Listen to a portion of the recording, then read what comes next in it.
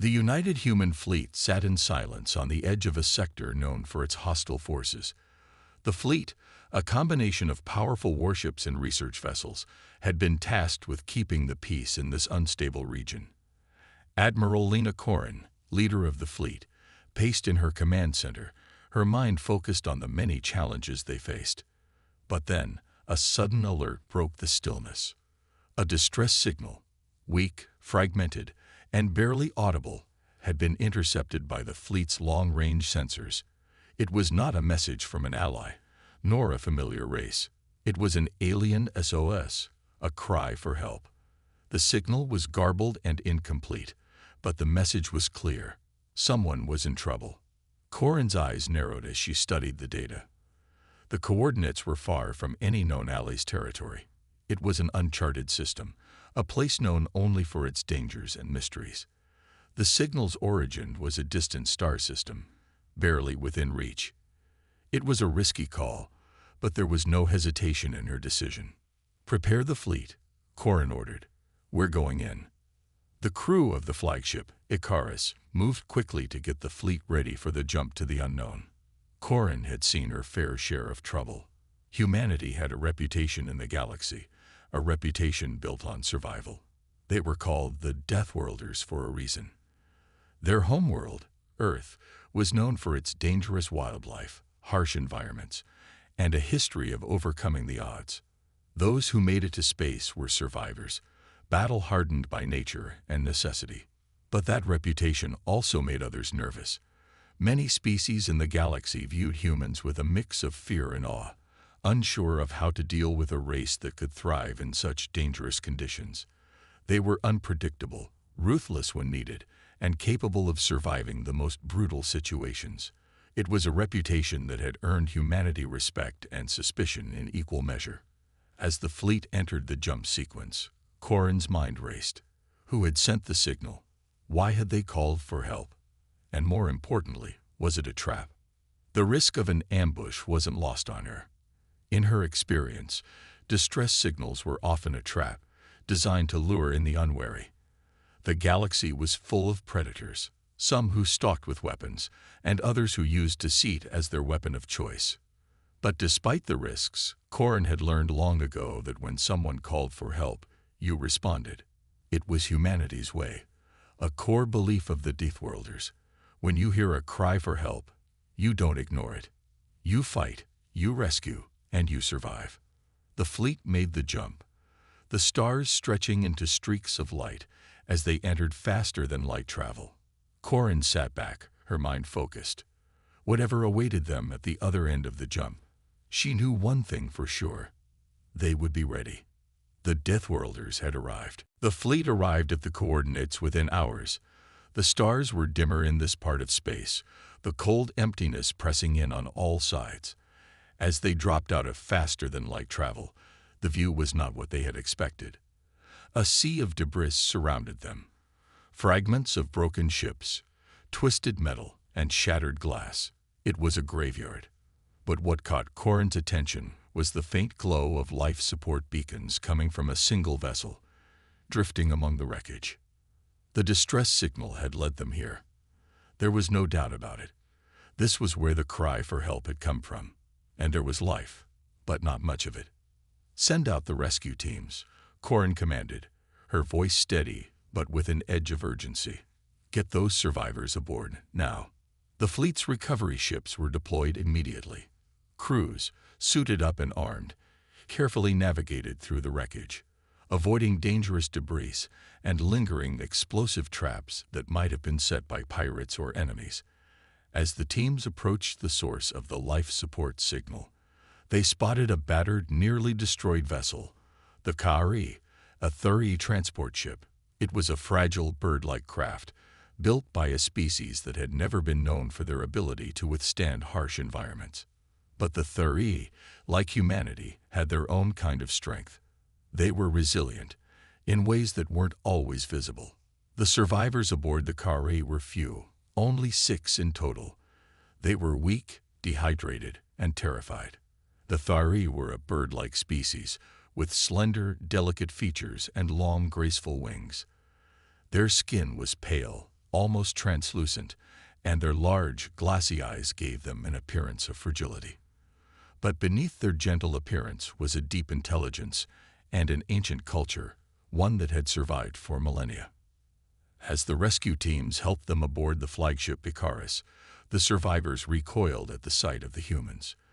The Thari had heard of humanity, but their reputation was complicated. The stories told of fierce warriors who were capable of unimaginable violence. Some of the Thari survivors seemed paralyzed by fear, unsure whether to trust the Deathworlders who had arrived to save them. Corin watched the scene unfold from the bridge. She understood their fear. The galaxy knew the Deathworlders, and not all knew them as the heroes they sometimes were. To many, humanity was a force of nature, unstoppable and terrifying. But it was also a force that could be relied upon when all hope was lost. That was why they had come. "Give them time," Corin said to her crew. "We'll let them rest and recover. Then we'll get their story." The Thuri leader, a tall female named Thera, stepped forward cautiously. Her feathers shimmered with an iridescent glow as she looked at Corin, struggling to find the right words in the common language. The translator devices worked, but it was still slow going. We didn't know who would answer," Thera said, her voice weak. "We sent the signal, hoping someone would hear, but we did not think it would be you." Corin nodded, understanding the hesitation in her voice. "We came because we heard you. We'll help you, no matter what." Thera's eyes softened, though doubt still lingered. "You are the Deathworlders." Corin's lips curled into a tight, confident smile. "We are, and we don't leave anyone behind." The fleet began to regroup, preparing for the next phase of their mission. The Thari had more to tell, and the story was far from over. But for now, Corin had one thought in her mind. Whoever had done this to the Thari was about to regret it. The Deathworlders were never as dangerous as when they were protecting others, and the Thari were now under their protection. The Icarus remained in orbit around the wreckage of the Thari convoy as the survivors were tended to. The crew worked tirelessly, providing medical attention and nourishment to the weakened aliens. The once frightened Thari slowly began to open up, but there was a constant unease in the air. Despite Corin's reassuring words, the suspicion was clear in their eyes. Corin, though, had more pressing concerns.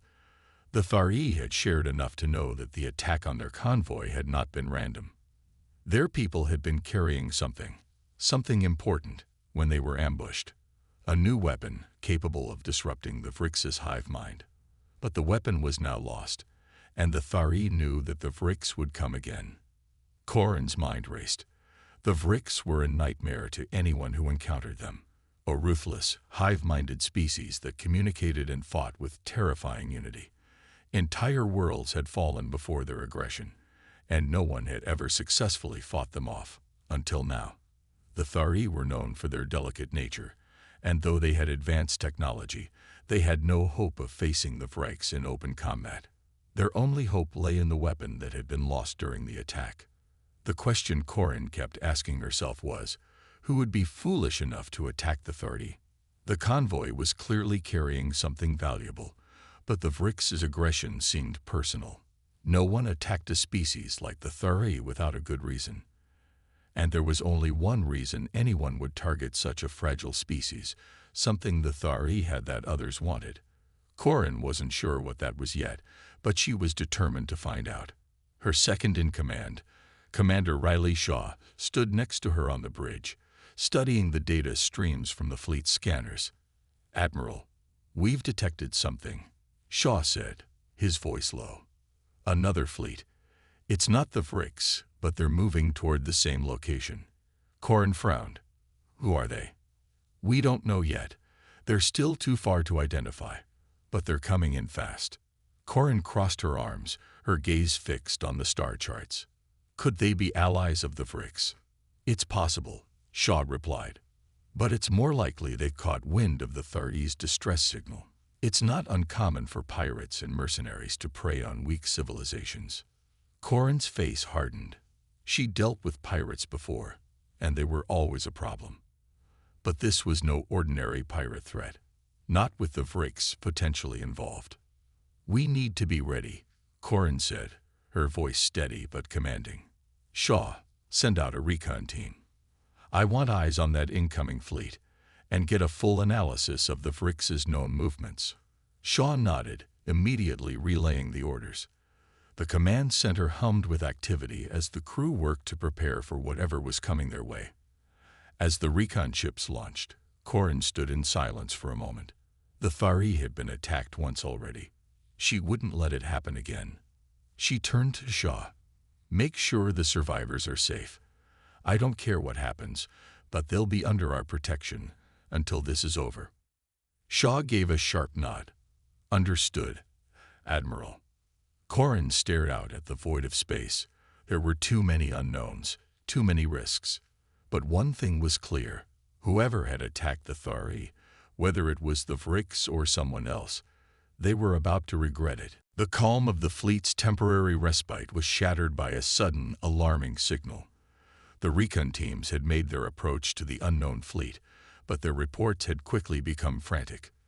The incoming fleet wasn't just a group of mercenaries or pirates. It was the Vrix. The Vrix had found them. Admiral Corin's face tightened with anger as she watched the reports flood in. The Vrix ships were advancing rapidly, their sleek insectoid vessels surrounding the area like a swarm of predatory creatures closing in on their prey. This was no coincidence. The Vrix had been waiting, watching, and now they were here. "Battle stations," Corin barked, her voice cutting through the tension in the command center. "All ships, prepare for combat. Shields up, weapons online." Her crew sprang into action, each member of the fleet responding with precision. This was what they were trained for. The Vrix were a terrifying enemy, but the Deathworlders were no strangers to danger. Corin's eyes flicked to the tactical map, tracking the enemy's movements. The Vrix had closed in quickly, and they were now within weapons range. "Admiral, they're using advanced tactics," Commander Shaw said, his voice filled with concern. "They've already begun to launch assault pods. They're trying to board us." Corin nodded grimly. "They won't get the chance. Prepare for evasive maneuvers. We won't be caught off guard." The Deathworlder fleet responded with impressive speed. The ships broke formation, scattering and making unpredictable movements, forcing the Vrix to adjust their strategy. But it was clear that the Vrix had planned for this. They were relentless and well-coordinated, their ships closing in on the Icarus and the Thari survivors. In the chaos of the battlefield, Corin knew they had one advantage: unpredictability. Humans didn't fight like anyone else in the galaxy. They didn't follow the same rules, and that gave them an edge. But it wouldn't be enough if they couldn't get ahead of the Vrix's brutal hive-mind coordination. "Deploy the strike teams," Corin ordered. "Get our best fighters in those enemy vessels. We can't let them board." Dozens of soldiers, elite Deathworlder Marines, were deployed in boarding craft, storming enemy ships with fierce determination. The Vrix were skilled at close combat, but they lacked the chaotic, unpredictable nature of human tactics. The Marines fought with a brutal energy, clearing Vrix ships in brutal, efficient attacks. Yet the Vrix kept coming. On the Icarus, the crew manned the heavy artillery, launching precision strikes at the advancing Vrix vessels. But the Vrix swarm tactics made it difficult to land a decisive blow. For every enemy ship they destroyed, 2 more seemed to take its place. "We need to do more," Corin muttered, gripping the edge of her command chair. She watched as the battle unfolded, realizing that they had only one chance to turn the tide. The Thari weapon, still their best hope for stopping the Vrix, was out there, somewhere in the debris field. But how could they retrieve it in the midst of this chaos? "Shaw," Corin said, a thought forming in her mind. "Can we send a team to the wreckage field? If we can retrieve the weapon, we might be able to break their control over the fleet." Shaw looked uncertain, his face grim. "It's a risk, Admiral. The Vrix will have strong defenses around the wreckage. If we send our best team, we might not make it back." "Send them anyway," Corin said, her voice hard. We'll risk everything to get that weapon. If we don't, we'll lose everything. Shaw gave a reluctant nod and relayed the orders. The clock was ticking. The Deathworlders were about to take the fight to the Vrix on a whole new level. As the battle raged on, the Icarus trembled under the constant barrage of Vrix fire. Corin paced the bridge, her mind calculating the risks. The Deathworlder fleet had held its ground so far, but the Vrix were relentless, and time was running out. Every moment they spent in this fight put them further behind on the most crucial mission of all, retrieving the Thori weapon. Commander Shaw's voice broke through her thoughts. Admiral, we've got a situation. The Thori survivors, they want to speak with you. Corin nodded sharply. She needed every bit of information she could get. Send them in. Thara, the leader of the Thori survivors, entered the command center with two of her companions. Her pale, bird-like features were drawn with exhaustion, but her eyes held a sharp focus. She approached Corin, her steps measured. Admiral Corin. Thara began, her voice soft but clear. We have something to share, something that may help you. Corin turned to face her, the weight of the ongoing battle pressing on her shoulders. What is it? Thara hesitated for a moment before speaking, as though unsure of how to explain something so important. The weapon we carried on our ship, it is not just a weapon.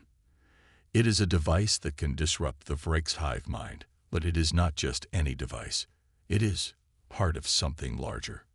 Corin raised an eyebrow, sensing that the Thari were holding back more than they had initially revealed. Go on. We have kept this secret for many cycles, Thara continued, but the truth is, the device is one of several. It was meant to be used to stop the Vrix from invading our homeworld, but it is more than that. It can do much more. It can end the Vrix threat. Forever. Corin's eyes narrowed, intrigued but cautious.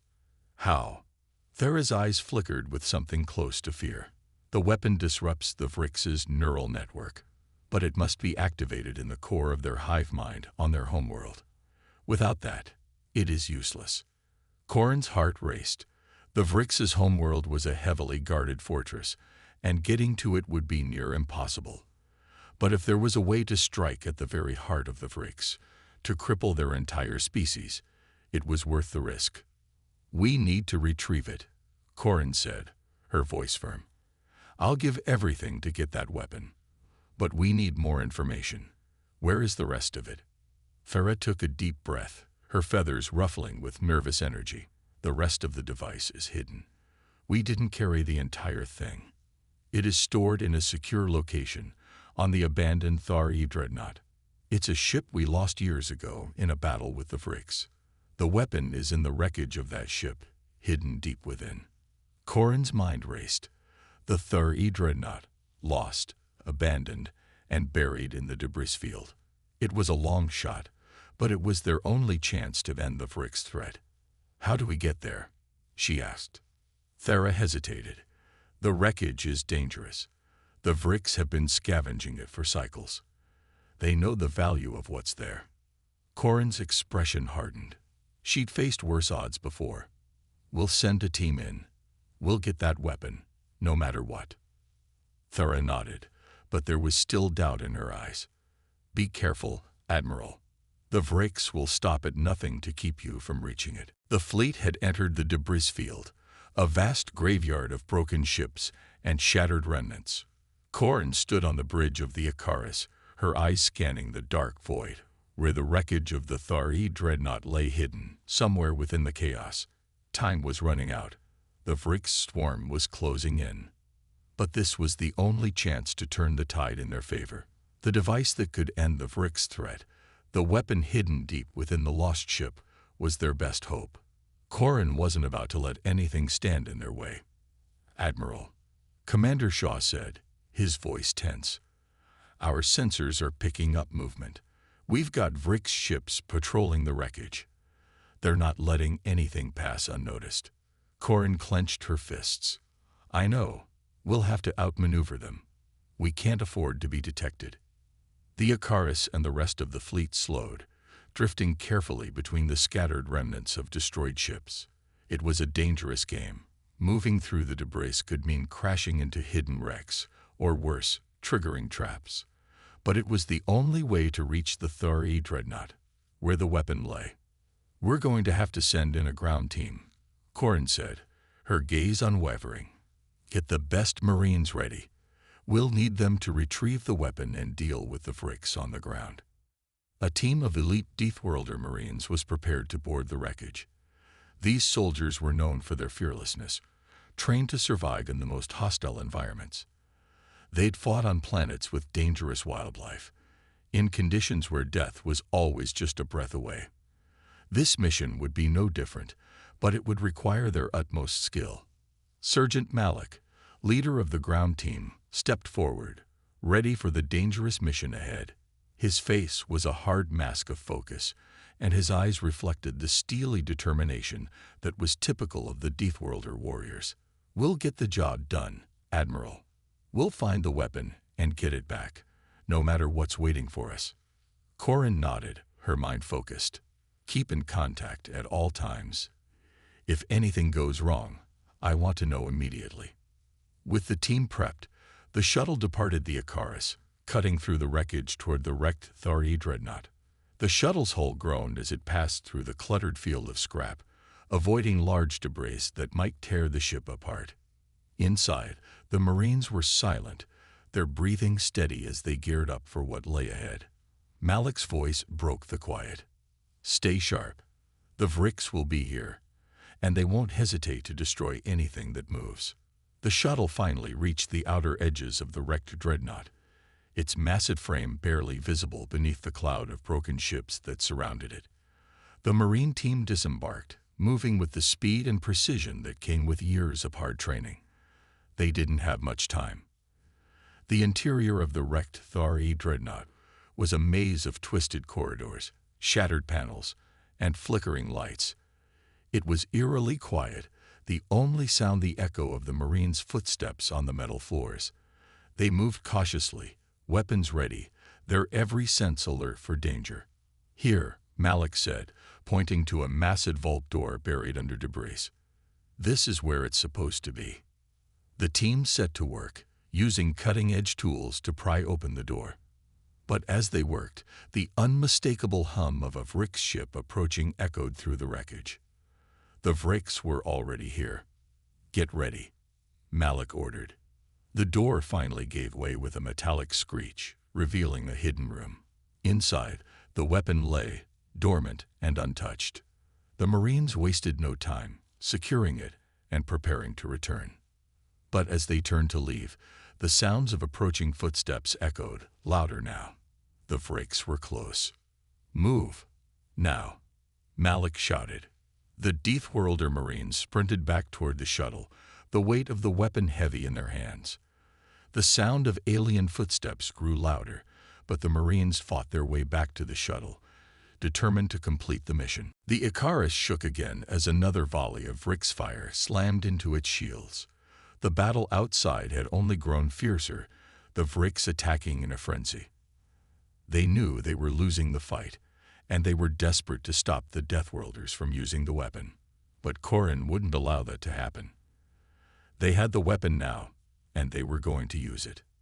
"Admiral, the Vrix fleet is moving to intercept us," Shaw reported, his voice tense.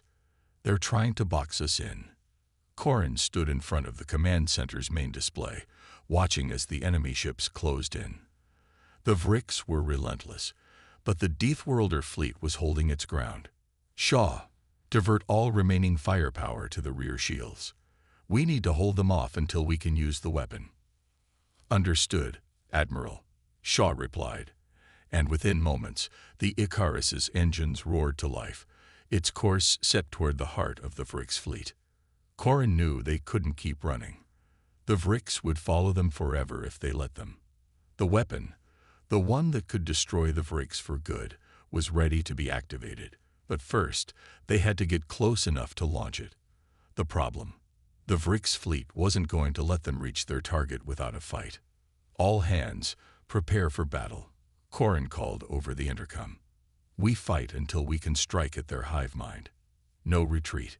We end this now. Her crew moved with military precision. The Deathworlder fleet, though fewer in number than the Vrix, fought with unmatched aggression. Their ships fired relentlessly, pushing back the Vrix forces. Yet the enemy pressed forward, determined to stop them at any cost. Meanwhile, on the Icarus, Malik's marine team was securing the weapon in a safe compartment, ready to deploy it. The plan was simple.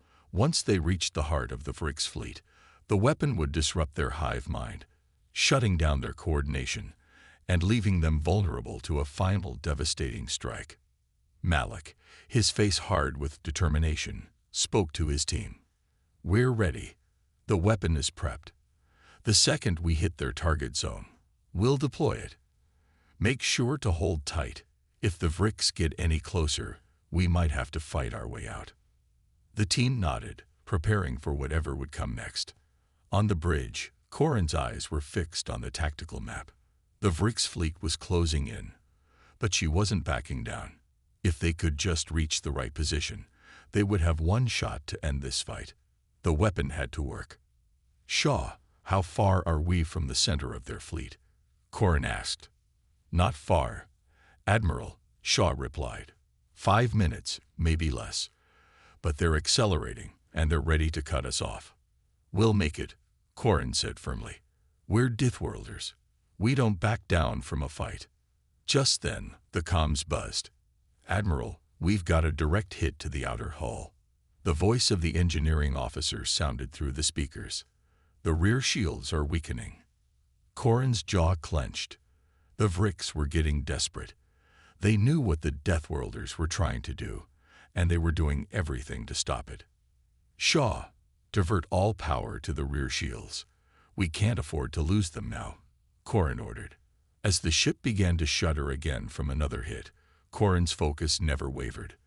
The Icarus lurched as a massive explosion rang out from one of the Vrix ships, signaling a direct hit from the Deathworlder fleet. The Vrix were beginning to break under the pressure. But the battle wasn't over yet. Malik's voice came through the comms. "Admiral, we're in position. The weapon is ready. Just give us the word." Corin felt her pulse quicken. This was it. The moment that would either break the Vrix or end the Deathworlder fleet. She looked at Shaw, who nodded in response to her silent question. "Deploy the weapon," Corin ordered. The crew of the Icarus waited as the weapon was activated. The silence was deafening. But then, the hum of the device filled the room, growing louder and louder until it became a powerful pulse of energy that cut through space itself. The weapon had worked. The pulse had severed their hive mind connection, and their ships, once moving with deadly precision, now drifted aimlessly, vulnerable to attack. The Deathworlder fleet didn't hesitate. They surged forward with everything they had, launching wave after wave of firepower, striking down the Vrix vessels one by one. "Admiral, the Vrix are falling apart," Shaw reported, his voice filled with disbelief. "They can't coordinate their attacks. It's complete chaos." Corin's eyes glinted with triumph. The Deathworlders had always known how to fight alone. And now, it was the Vrix's downfall. Without the hive mind, they were like a swarm of blind insects. The Deathworlders, on the other hand, fought with purpose and strategy. "Keep pushing," Corin ordered, her voice steady and cold. "This isn't over until we wipe them out completely." On the Icarus, the crew fought with renewed vigor. The weapons systems hummed as they fired on the disoriented Vrix ships. The Vrix had been powerful, terrifying in their numbers and coordination, but they weren't prepared for what the Deathworlders could do when they had the upper hand. Meanwhile, on the surface of the Icarus, Malik's team of Marines was prepping for their final mission. Boarding the last remaining Vrix flagship, a massive, heavily armored ship that was still trying to maintain some semblance of order. The team had already infiltrated several Vrix vessels, but this was the final step. If they could destroy the Vrix flagship, it would cripple the entire fleet. "We've got one shot at this," Malik said to his team as they suited up. Get on that ship, plant the charges, and get out. We don't need to engage unless we have to. We're not here for a fight. We're here to end it." The Marines nodded in unison, their faces set with grim determination. They had fought in impossible conditions before. This was just one more mission, one more battle to win. As they boarded the shuttle that would take them to the Vrix flagship, Malik couldn't help but think about the gravity of their task. They weren't just fighting for survival anymore. They were fighting for the future, for the chance to bring an end to the Vrix's terror once and for all. Back on the bridge, Corin watched as the last of the Vrix ships began to crumble under the Deathworlder onslaught. Her mind was sharp, calculating. They were winning, but the Vrix flagship still remained. She wasn't going to let up until it was destroyed. "Shaw," she said, her voice calm but firm. "Once Malik's team has completed their mission, we hit the flagship with everything we've got. No survivors. We finish this today." Shaw nodded, his face grim. "Understood, Admiral. The Vrix will not escape." As the shuttle carrying the Marines moved toward the flagship, Malik's team prepared for the final assault. The Vrix flagship loomed ahead, its surface covered in dense armor plating and weapon systems. But Malik's team was ready. They had the charges, the plan, and the resolve to finish what they had started. "We'll hit the core of the ship," Malik said, his voice low. "The weapon controls are there. Once we plant the charges, we move fast. No turning back." The shuttle docked with the flagship's airlock, and the team stormed inside, weapons raised. The interior was cold, dark, and quiet, eerily so. But Malik knew better than to think it would stay that way for long. The Vrix were already trying to regroup, but it was too late. The team moved quickly, planting explosives near the core and weapon systems. They didn't stop to fight. They didn't need to. They had one goal: destroy the flagship and bring down the Vrix once and for all. The countdown echoed through the halls of the Vrix flagship. Malik and his team sprinted through the dark corridors, their footsteps echoing off the metal walls. The shuttle waiting for them was just ahead. They could hear the distant rumble of explosions as their charges tore through the ship, but they didn't stop. They couldn't afford to. Malik's heart raced. The team had done their part. And now, the Deathworlder fleet would finish the job. The Vrix would fall. As they reached the airlock and boarded the shuttle, Malik's voice was steady, though his pulse quickened. "Get us out of here. Now." The shuttle engines roared to life as it pulled away from the flagship. Behind them, the ship groaned, its massive structure beginning to buckle from the blasts. The team had planted the charges deep within the core, and now the Vrix flagship was collapsing in on itself. Back on the Icarus, Corin's eyes stayed locked on the battle, watching as the Vrix fleet began to crumble. The weapon had worked. The Vrix were scattered, disorganized, and no longer a threat. But it wasn't over yet. The Vrix flagship had to fall, and that would be the final blow. "Shaw, how much longer until the flagship is gone?" Corin asked.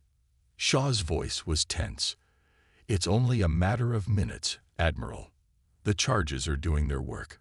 We're seeing massive structural failure on their ship." Corin nodded. The Deathworlder fleet continued to press forward, sweeping away the remaining Vrix vessels. Without their hive mind, the Vrix were helpless. The last of their ships were picked off one by one. And then the final explosion hit. The Vrix flagship erupted in a fiery blast that lit up the void. A wave of energy spread outward, and the debris from the flagship scattered in every direction. "Flagship destroyed," Shaw confirmed. "It's over. The Vrix fleet is done." Corin stood tall on the bridge, the weight of the battle lifting from her shoulders.